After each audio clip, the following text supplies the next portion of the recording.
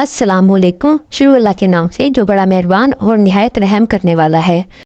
आज हम बनाएंगे कच्चे आम के छिलकों का अचार और कच्चे आम से मीठा अचार और कच्चे आम की चटनी। इन चारों चटनी को बनाने के लिए हमने बहुत अच्छे वाले सब्ज रंग के सख्त किस्म के कच्चे आम 4 किलो लिए हैं और इनको फिर हमने अच्छे से धोकर खुश्क कर लेना है। जब ये खुश्क हो जाएंगे तो हमने फिर इनको छीलना है। चूँकि हमने आम का कुछ हिस्सा भी ज़ाया नहीं करना, इसलिए हम इसके छिलके का जो अचार बनाएंगे, ये छिलका हमने बहुत ज़्यादा बारीक नहीं उतारना बल्कि थोड़ा सा मोटा उतारना है। इस तरह हम तमाम कच्चे आमों को छील लेंगे।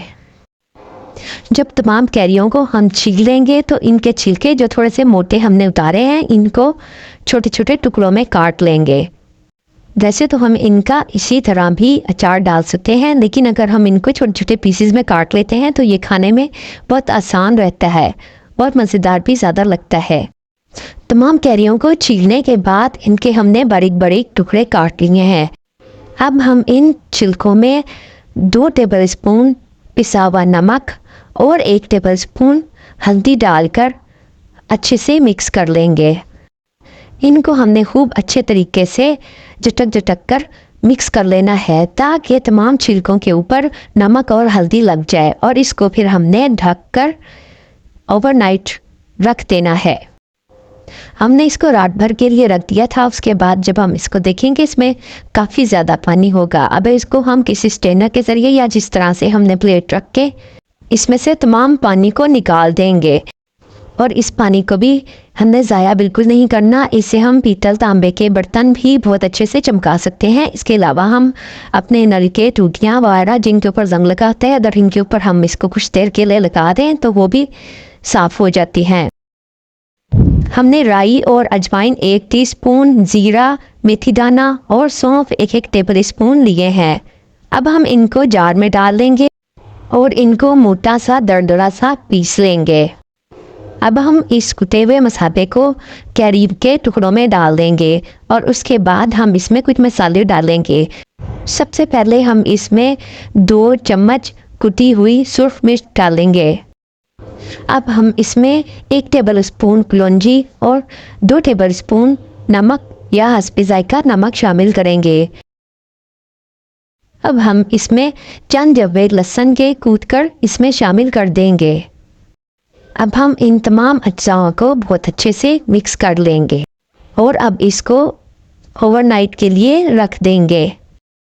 तकरीबन 24 घंटे के बाद हम इसमें थोड़ा सा तेल शामिल करके इसको अच्छे से मिक्स कर लेंगे।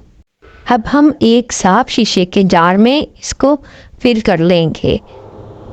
इसको हमने अच्छी तरह से दबा दबा के फिल करना है। जब ये फिल हो जाएगी तो फिर अब ऊपर से हमने इसमें सरसों का तेल डालना है, और हमने इसमें सरसों का तेल इतना डालना है कि अंदर भी अच्छी तरह से जज्ब हो जाए। इस तरह हम ऊपर बाकी का अचार भी डाल देंगे और साथ ही ऊपर थोड़ा सा तेल भी डालते जाएंगे। जब तक मैं अचार जार में डाल रही हूँ तो आप जल्दी से हमारे चैनल को सब्सक्राइब कर लें। अब इसको हम किसी छलनी वगैरह से ढककर तकरीबन 1 हफ्ते के लिए धूप लगवाएंगे। इस तरह निहायत ही मज़ेदार आम के छिलकों का अचार बनकर तैयार है। इसको आप अपनी मर्ज़ी के मुताबिक चावलों के साथ या रोटी के साथ एंजॉय करें। कैरी के छिलकों का अचार तो हमने बना लिया। अब हम इसके अंदर के हिस्से क्या करेंगे, इसका हम बनाएंगे मीठा अचार। इसके लिए हम कैरी को ऊपर से काशियों की सूरत में, जैसे हम आम को कटिंग करते हैं, इस तरह इसकी काशियाँ उतार लेंगे। आम का मीठा अचार बनाना बहुत ही आसान है। जब हमने काशियाँ उतार ली हैं तो फिर हम इसमें 1 टीस्पून नमक शामिल करेंगे। अब हम इसमें 1 टीस्पून कुटी हुई सुर्ख मिर्च शामिल करेंगे। अब इसमें 1 टेबल स्पून सौंफ का शामिल करेंगे। अब इसमें 1 टेबल स्पून कलौंजी शामिल करेंगे। फिर इसको खूब अच्छे से मिक्स कर लेंगे ताकि तमाम टुकड़ों पर मसाला जात लग जाए। अब हम एक साफ शीशे का जार लेंगे और उसमें इन टुकड़ों को डाल देंगे। आम की कुछ काशियाँ बच गई हैं, इसलिए हम एक छोटी बोतल में भी उनको डाल देंगे। इस बोतल में भी तमाम गाशें डालने के बाद अब हम इसके ऊपर चीनी डालेंगे। अब हम इन गाशों के ऊपर चीनी डालेंगे। तकरीबन आधा कप के करीब चीनी इसमें जाएगी। जब चीनी इसमें ऊपर से हम फिल कर देंगे तो फिर हम इसको ढककर बंद करके रख देंगे। इसी तरह हम दूसरे जार में भी चीनी डाल देंगे और फिर इसको बंद करके रख देंगे। कुछ देर बाद ही हम देखेंगे तो चीनी मेल्ट होना शुरू हो गई है। इस तरह हम दूसरे जार को भी खोल कर देखेंगे, इसमें भी काफ़ी हद तक चीनी मेल्ट हो गई है। अब हम इसको ढककर रख देंगे।